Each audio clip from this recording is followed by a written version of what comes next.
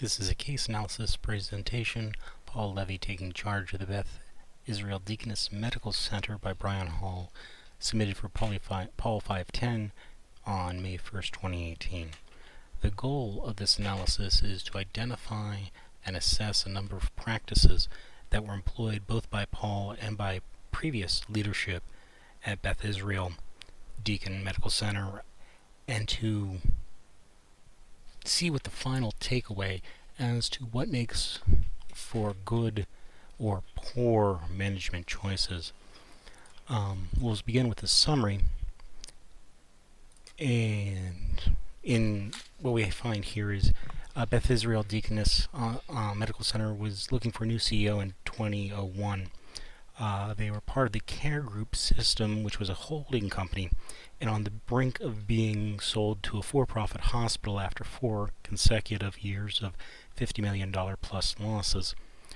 Paul Levy was eventually hired as that new CEO in order to save BID from their fate. In Care Group Systems was created in 1996 with the merger of Beth Israel and Deaconess hospitals and the inclusion of Mount Auburn, New England Baptist, and 1 or 2 other hospitals. The specified goal of this creation was to protect the hospital's futures and market shares from being reduced by the newly created Partners Healthcare System, which was a merger of Brigham and Women's and Massachusetts General Hospitals, orchestrated by the Dean of Harvard's Business School, John MacArthur. BID were 2 hospitals that possessed very different attributes and culture, not to mention market slots. Beth Israel was known for quality teaching, research, and care. For example, nursing time spent with patients was not limited, while Deaconess Hospital emphasized surgical specialties and high-quality care, and to a lesser degree academia. Prior to that merger, both institutions were on solid financial ground. In 1998, Paul Levy was hired to the position of Executive Dean for Administration for Harvard Medical School and given BID's affiliation with the academia.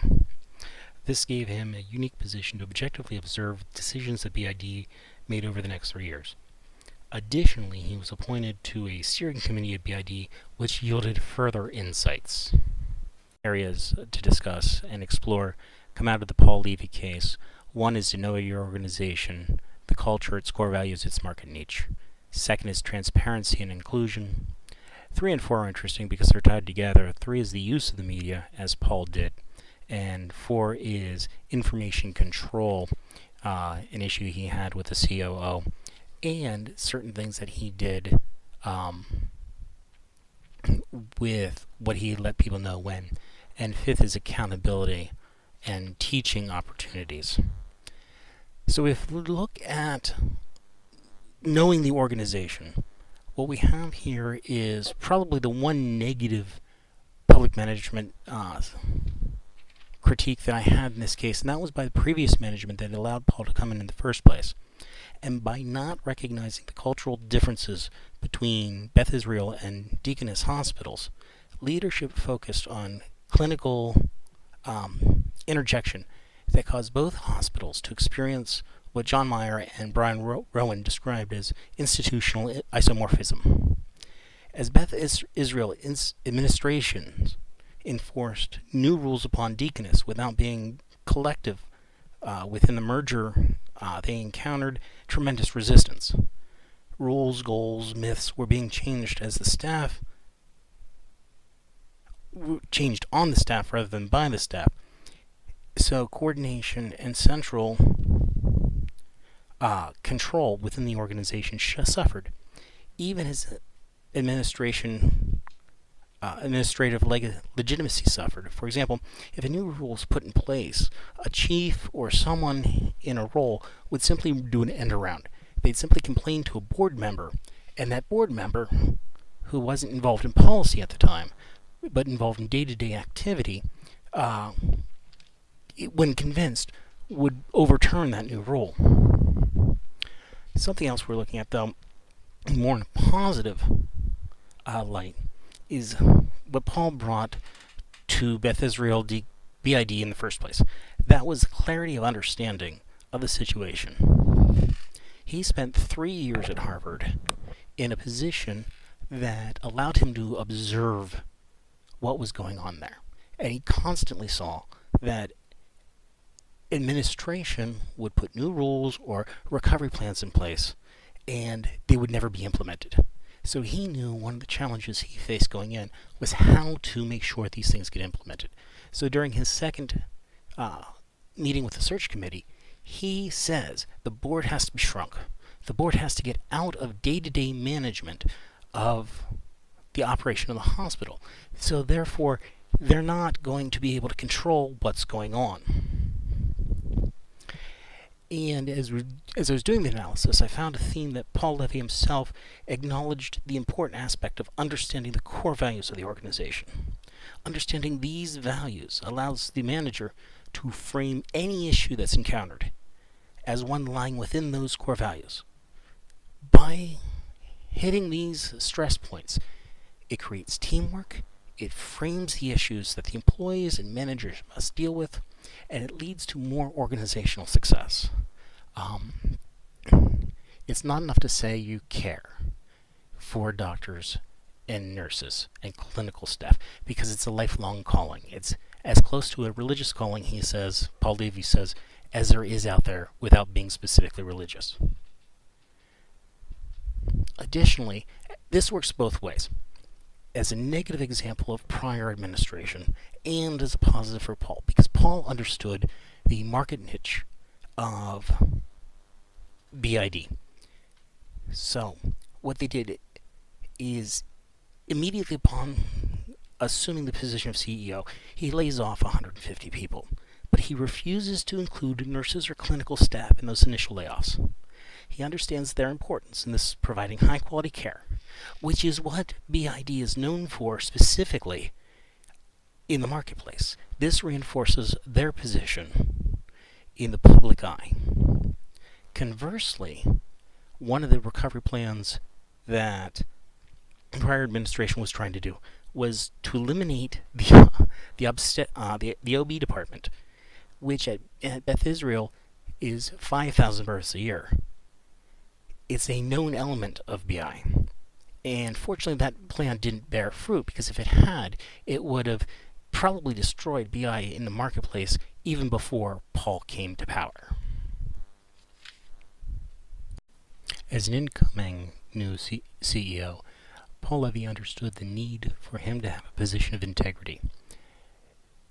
Therefore, everything he did was above board and transparent, working with the staff, including allowing them to email suggestions back and forth when they had questions regarding the transitional plan. This developed a sense of teamwork. It enhanced his integrity. Additionally, by being honest and straightforward with the staff, alerting them to the fact that there is a threat from the Attorney General to sell Beth Israel Deaconess to a for-profit hospital, this helped glue the staff together that had been fractured earlier by institutional isomorphism. It gave the staff a common enemy to work against and a goal to work for. Additionally, everything that Paul set up had clear goals. The importance of clear goals, and by this I mean the task forces to institute his plan to keep Beth Israel Deaconess solvent and moving forward in a positive financial manner. The benefit of clear goals is it clears expectations. Employees and management at different levels understand what is expected of them and how they are to behave. This leads to less confusion, less disorder, more coordination between staff. So there is better care, and that further enhanced Beth Israel Deaconess's position in the marketplace as it's known. How he being Paul, dealt with the chiefs is a clear example of having clear roles, which continues this organizational recovery that Paul's leading. The chiefs wanted to be part of the task force. Instead, Paul's talking to the chiefs saying, No, stay out of the task force except in special situations or exemptions. And then, when the task force brings to you a policy change, that's where you become part of the team and you have a clear and defined role within the organization. Paul Levy used the media in 3 separate ways to sway public opinion, to demonstrate stability in the public eye of Beth Israel Deaconess, and to increase morale of staff. He used it initially to sway public opinion by getting a press release out prior to the release of the Hunter Report.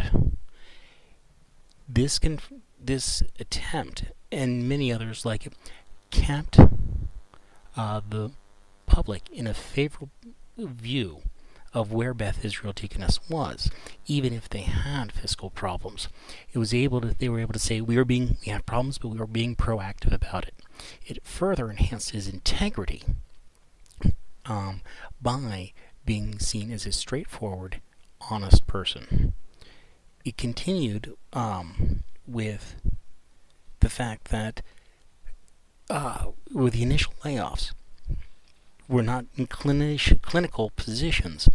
It demonstrated the stability and constant push to give high-quality care to their patients in the public opinion. And it said that Beth Israel Deaconess is here to stay. Additionally, the week after Susan Callahan had left, the morale of the staff was down. There had been a number of issues. The staff had been working incredibly hard for several months at that point, and he used the media and emails directly to the staff that enhanced his integrity and said, we have heard that there are problems.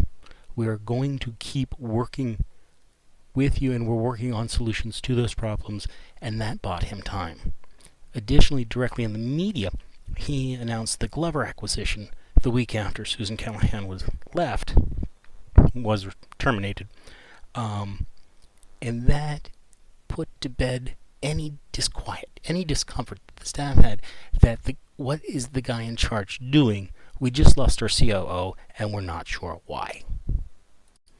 Accountability in teaching. COO Susan Callahan and Paul Levy did not hit it off initially because she was very into controlling who got what information and would refuse to pass things on. Additionally, she did not care to delegate to her underlings. Paul was able to show her specifically that she must delegate to the task force for her underlings so that they would be able to learn to, as he said, fish for themselves in the future. This also combines with our readings earlier in the semester of Sheen 2004 of how leaders communicate and teach and bring the next lessons to the next generation. Paul used both emotional outbursts to quiet the chiefs in general, and he was able to do Gilman and Lewis's types of holding people accountable for their actions. That is the time that Paul Levy let people go, is when they were not doing what they were supposed to be doing, how they would or would not act, and he set a fair and credible benchmark to be maintained that had maintained and continued his integrity. The implementation of these skills by Paul Levy allowed him to manage on 3 separate levels at Beth Israel Deaconess. He managed at the street level, developing teamwork and a sense of inclusion.